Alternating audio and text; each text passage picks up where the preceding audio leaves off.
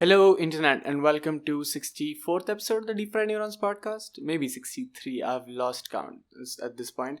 I'm not even kidding. It's been a week since I recorded the episode, and it took me another week to just get to recording the intro. Not because I'm lazy or actually that's it. I'm lazy. I've had very little work this week, and I still haven't managed to put the episode out. But the good thing is we did manage to get our goal of 4 episodes a week. I think 4 episodes a month. Which will continue to keep happening. I just can't promise regular uploads. I will try to upload another episode this week by itself. If not, well, I'm sorry. But till then, also Yashasvi is on this podcast, mostly because he happened to be in the proximity and we were having fun, and I thought we should try set up out whatever. And that's that. Let's just cue the fucking...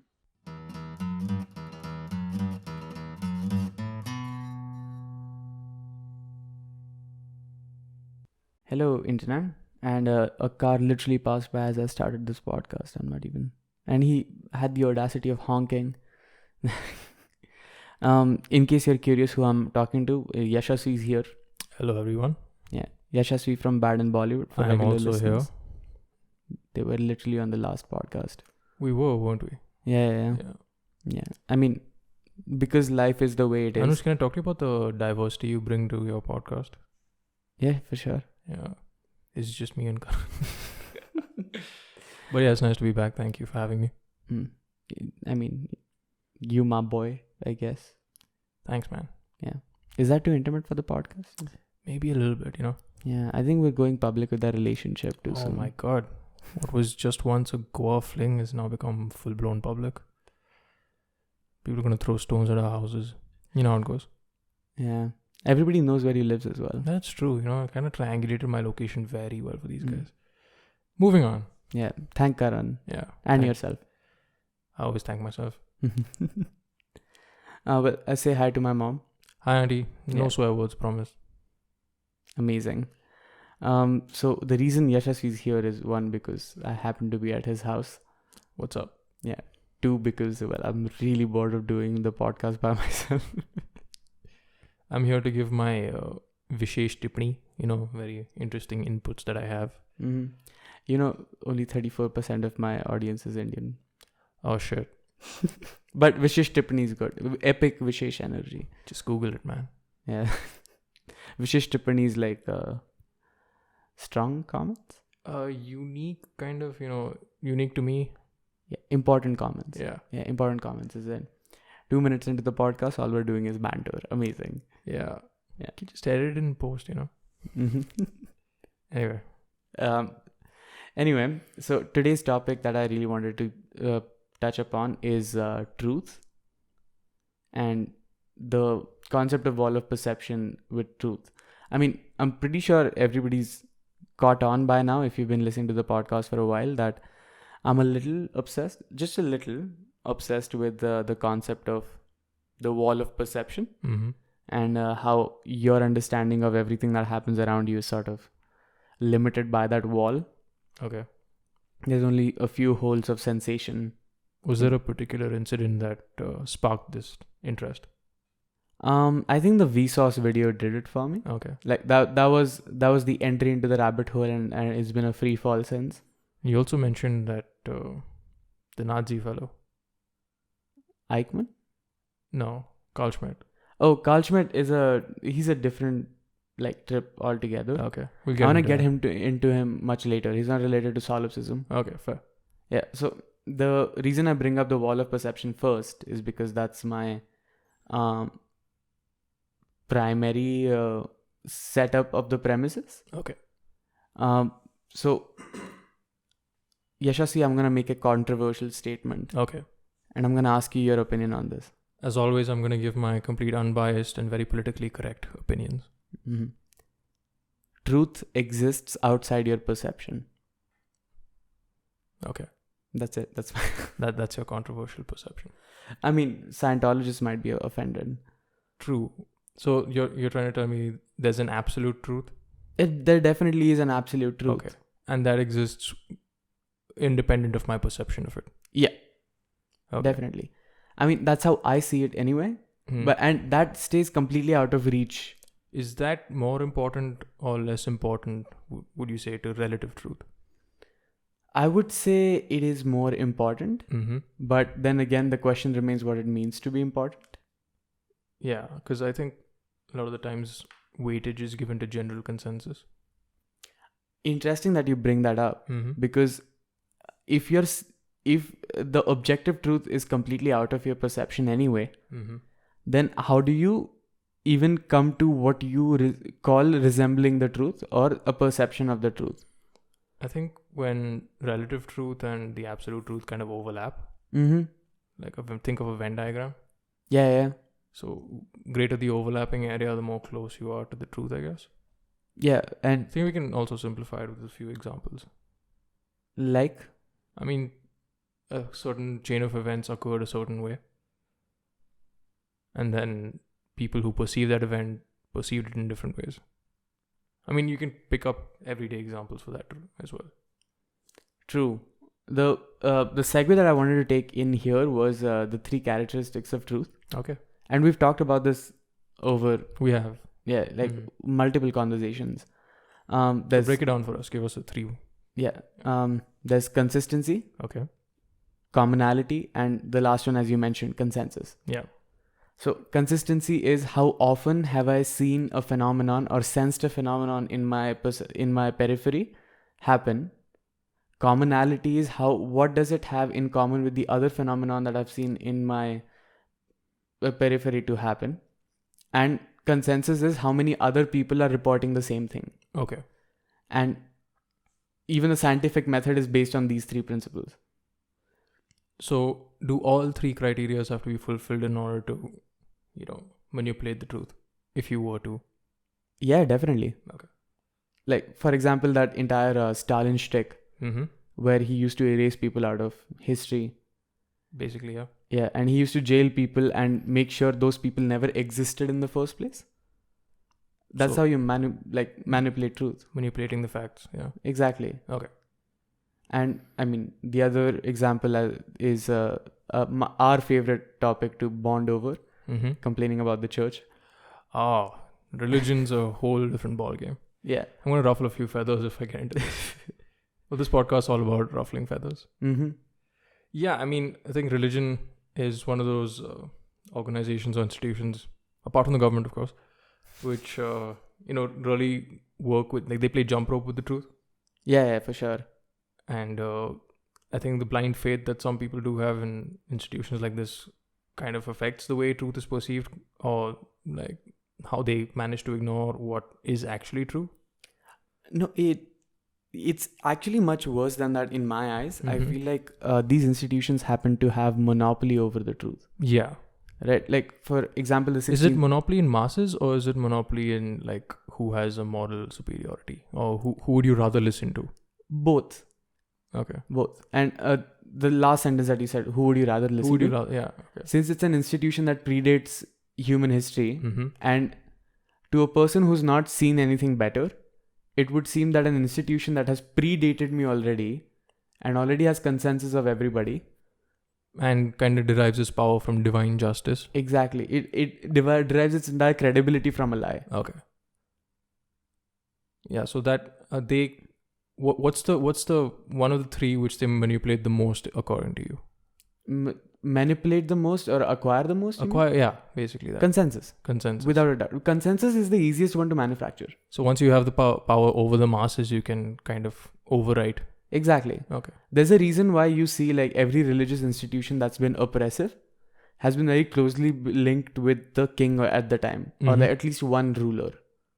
Even Islam didn't become like the big thing until like a ruler was interested in it. Even during the Holy Roman Empire, I think, when the Catholic Church named 6 different kings? Yeah, 6 different emperors of the Holy Roman Empire. Yeah. So basically, they were trying to maintain that monopoly, that they had the stronghold. Definitely. So once you have the masses, so basically you need only one of the three in order to kind of manipulate everything in your favor? I wouldn't say so, but one is that's the one you need to muddle the waters. Is it general hysteria that kind of brings this about, or is it, people just have that kind of faith in the thing? Because there's been instances where people witness miracles, mass hysteria kind of things. Mm-hmm. And there's hundreds, if not thousands, of people who kind of claim to have witnessed the same thing happening, even though it probably didn't. So is it a calmly, well thought out, rational decision on their part, or is it just something that they don't want to be counter to what's happening? That's my laptop. If everybody's listening in, if you can really hear. Oh, the jet engine. Yeah, the jet engine started. Anyway, what were you saying again? I'm sorry. The point is, do people mostly refuse to see the facts, or will they disagree with? They don't want to disagree with everyone else, basically. So they go along with what everyone's saying. Yeah. Complacency. Yeah. For confirmation bias. Basically that. And there's this very funny thing that we studied in our psychology class. It's called, not confirmation bias. It's called cognitive dissonance. Mm-hmm. Yeah, I've heard of that. Yeah. So the way individuals are shaped is pretty easy. They collect life examples from real life, and they collect information from credible sources. Okay. And credible sources, of course, the primary ones is your parents, which I would say about 70% of the time can go horribly wrong. Because parenting is a very imperfect. It brings up an interesting point, in the age of information, when everything is so easily available to everyone. Mm-hmm. How would you go about manipulating the truth? It's very easy. You break down the factors that they already have. Yeah, because it should show a general decline, the trend in being able to manipulate facts, because you have these tools available to you. But if anything, it's rising. Yeah. With people being able to do more and more damage by changing these factors. So the biggest attack of in the information age on the parameters of truth would be consistency. Okay.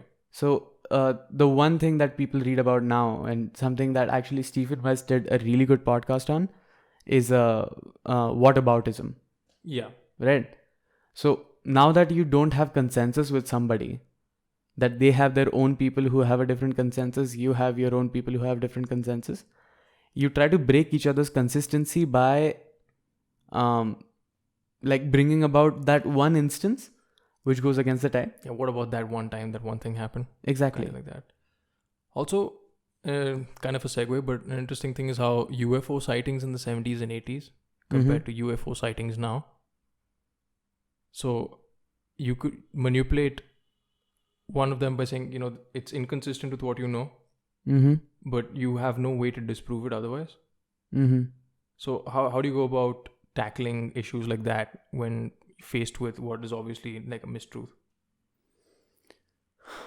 That's a loaded question, to be honest. And I don't really have the answer. Yeah, if you can't disprove what someone's saying, they think that they've won the argument. And that's that kind of stronghold that they have over that sword they have hanging over your head, is that you can't disprove this possibly, no matter how much you try. And they count that as a victory. Yeah, that's the thing with a lot of religious people as well, right? I can't I can't say that so and so didn't rise from the dead after 3 days. I can't say with conviction that didn't happen. I can't disprove anything that they're saying. I can find inconsistencies in the story. I mean, the Bible is rife with inconsistencies. But nothing you say is kind of going to sway them. Yeah. Interestingly, I've done a podcast about this before. And if you're a regular listener, I really apologize that if this is coming off repetitive. Yeah, I apologize as well. Yeah, it's called solipsism. So if you weren't there, how do you say that it's true? Yeah, if I shat my pants in the woods and no one was there to see it and laugh at me, did it actually happen? Exactly. Did I actually walk back to the campsite with my pants full of shit? Did this happen? Thanks, Yashasvi. That was a graphic story. Necessary. Yeah. Back to the point. Keeping it light with religion and shitting yourself, There's a lot of parallels you can draw there. Yeah, for sure. It feels good and gives you warmth, It kind of smells and everyone else around you gets pretty pissed off.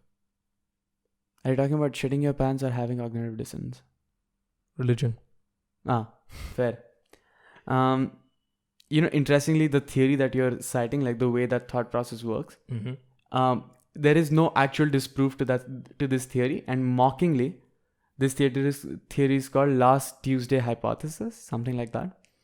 And what it basically entails is that you can't prove that the universe was not formed last Tuesday. Oh yeah. Okay. I was just created with these memories. Yeah. Fair enough. Okay, we've segued quite a bit into solipsism. Yeah. Let's get back into the truth of it. So, interestingly, we came across the entire internet age factor of it. Yeah. Very soon, which is fine, but the entire basis of our democracy, especially the democracies that are very much in danger right now, and I say that with zero doubt in my head. Okay. With the kind of doubt and lack of conversation there is in the current culture, definitely democracy is in danger. It is interesting to see that the entire problem is that understanding or even telling the truth is not as easy as it was told to us before. Okay. Right? There's the 3 parameters that lock you away from the absolute truth. Once again, for everyone at home, can you repeat the 3 factors? Consistency, commonality, and consensus. Okay. Basically, how often have you seen this? Where else have you seen this? How many other people see the same thing? Okay.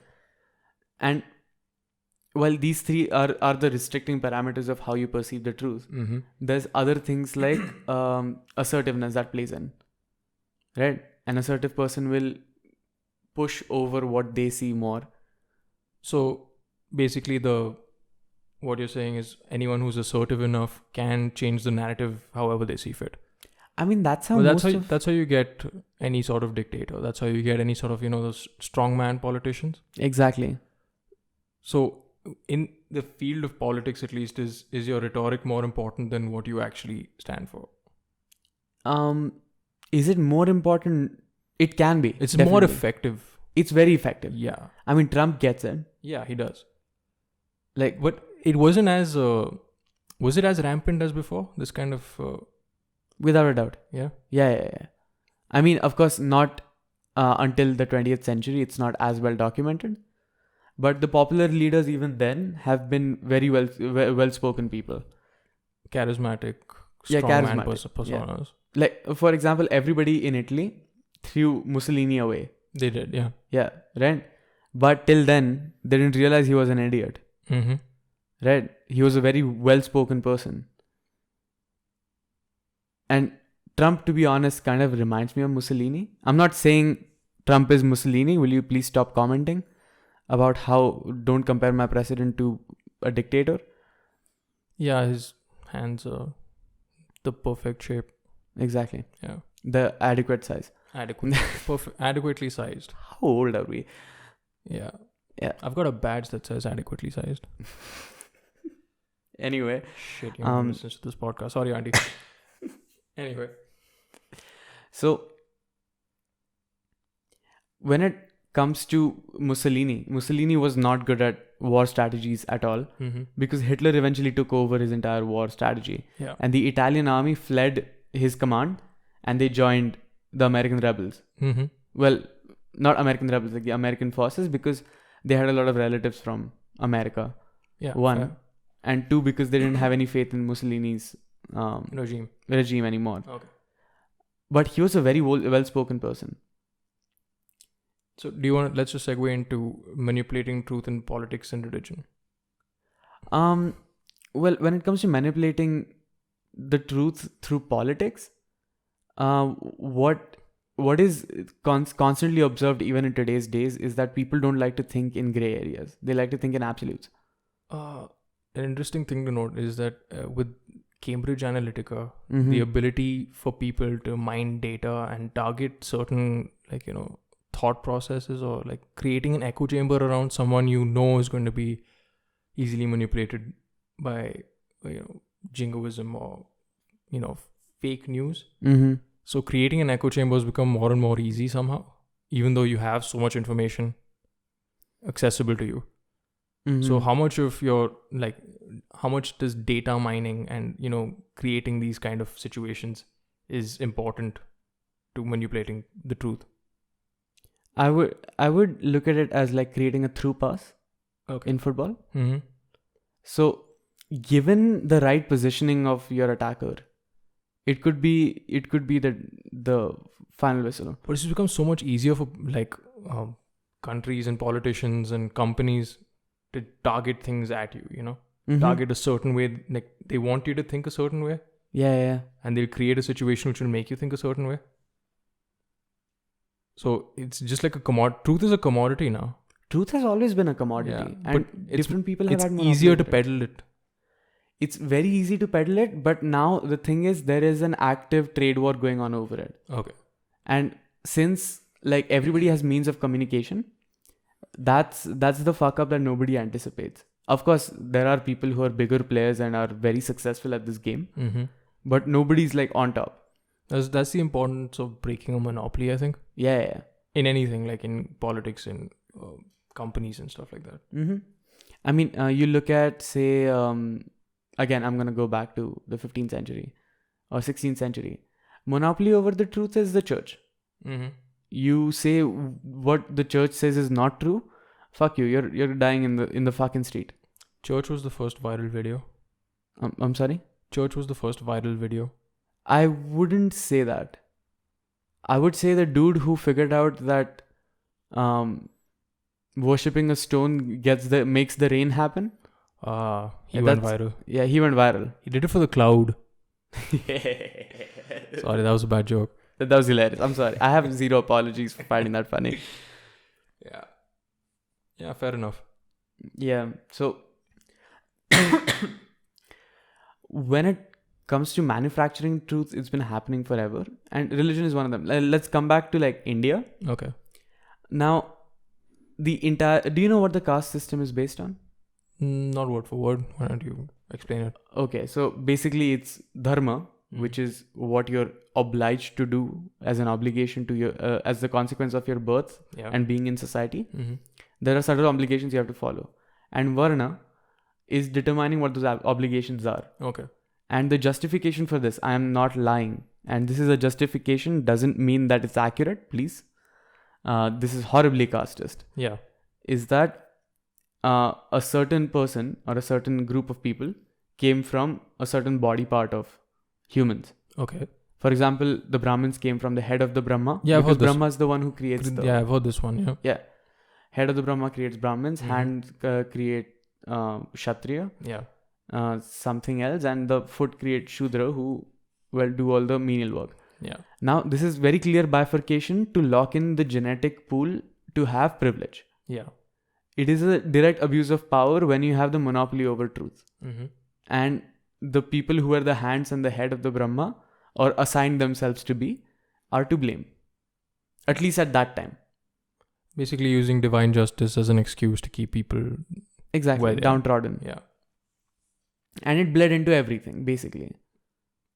And after that, all crimes can be justified if you have a classification system. Mm-hmm. And that's why you see hate crimes against Dalits even being like... Yeah, even today, definitely. Yeah. So, monopolies have always existed, I feel. Now's when they're being shaken. But because they're being challenged so vehemently, the conviction of people to defend them have also gotten very strong. Yeah, and I think the power dynamic itself has changed. You know, it's not about money anymore. It's not about who you support or who you don't support. Mm-hmm. Like the trend keeps changing every year. Yeah, I could see what you mean. Yeah. Do you want to elaborate? I can't elaborate exactly without using a specific example. Mm-hmm. And I don't want to use low-hanging fruits of politics and religion to explain it. But basically, whoever's in power at the time has the monopoly of it. It's kind of like riding a tiger. And once you fall off, someone else will take its place. So for now, you have Trump in the office. Mm-hmm. And after some time, after he does lose power, people are going to look at it from a historic perspective, maybe in 5-10 years, and be like, oh, what he did was wrong. And it was these objective factors at the time which led to this perfect storm kind of situation. Mm-hmm. But while all of that is happening, something else will be happening that is similar to it, maybe not as egregious. But there will be a scenario in which people are like a certain party or a certain monopoly, a business is using whatever data, your data, to change your perception of the truth. Mm-hmm. So it's not like it's going to go away in any shape or form. Fair. It's not cyclic, but it just keeps evolving to adapt to what's happening. Mm-hmm. I mean, I awkwardly want to move on to like the next point. It's kind of connected to what you said. Okay. Because it's political. Mm-hmm. It's reeling into what the democratic principle was formed on. It was one that understanding that if you and I are to be autonomous, you and I have to be put in power, at least representative power. Yeah. Which is how democracy came along, right? And the entire point of democracy is that all of us can come together and agree on a set of rules that we choose not to violate. Okay. Right? Now, the harshest critic of this that I came across recently, who accurately did anything about it, was Carl Schmitt. Okay. And we talked about him a little bit before. Yeah, in the beginning. Full discretion, he was. I think he was also featured in episode 61. He's a full-fledged Nazi. Yeah. But what he said about democracy is that there is a certain level of intolerance against intolerance that you can't have. There is a certain amount of disagreement that can't exist in a democracy. Okay. And that by itself fails the purpose of a democracy altogether. Every voice should be heard, basically, is the bedrock of democracy. But Yeah. you're kind of silencing opinions which you think would be too divisive. Not necessarily that are completely against the fabric of a democracy altogether. Okay.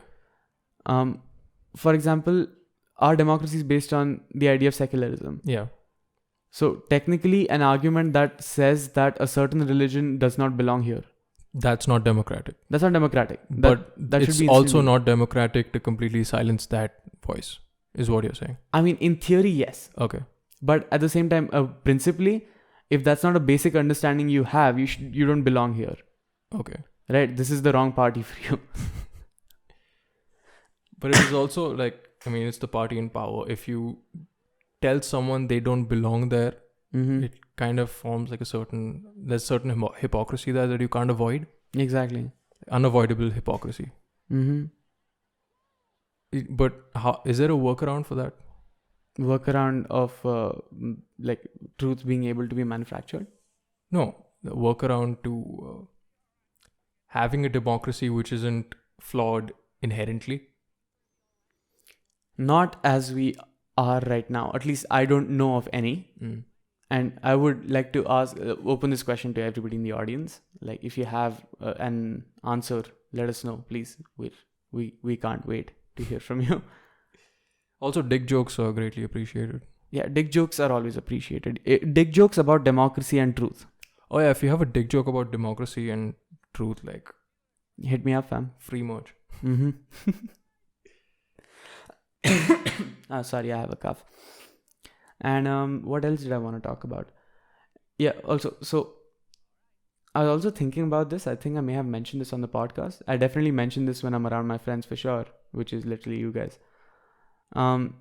Is that if you expand the horizon of what it means to perceive, like sound, taste, touch, smell, would you eventually completely get rid of the wall of perception? Wow, that's a heavy one. Yeah. Okay, I'll break it down like where there'll be a scenario in which you can kind of go beyond your natural senses. And that would be human augmentation through AI. Yeah, that's where I wanted to get. Yeah, so if there's human augmentation through AI, I think what would happen was there'd be a leveling factor into how everyone perceives things. So your perception would still be there, but it would be blanketed across everyone. So everyone would have kind of the same perception. So the perception of the truth and what actually happens, there'll be like a complete overlap. So your Venn diagram is going to end up looking like a circle. I think that's what would happen. Yeah, but at the same time, does that mean that imagination would die? Man, that's a whole new thing. Exactly, because subjectivity dies. That means that like the way we understand artistic performance or artistic the way creation, you perceive something, the way I perceive something are different. Yeah, and that's And- where art is formed. Yeah. I think that's a hurdle that's way far off, That's true. but it's an interesting question. Yeah. And on And that note, I think we should stop. Because Yeah, it's that's my 30 way of minutes. saying I don't fucking know. I mean, My half of first this F word in podcast this is- entire podcast. I'm quite proud of myself. I'm sorry? That was my first F word in this entire podcast. My first F word is gonna be cue the fucking. Okay, right at the beginning. Yeah.